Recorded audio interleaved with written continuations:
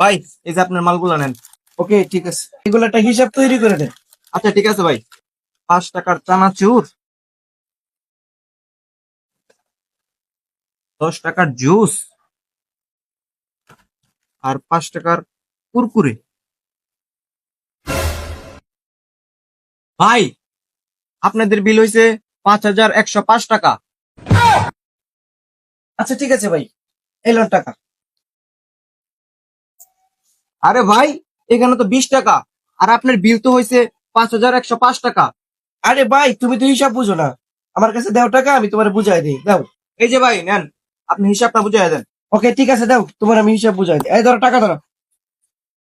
হিসাব ভালো করে বুঝো, ঠিক আছে? দেখো তো 5 টাকা, দেখো তো 5 টাকা,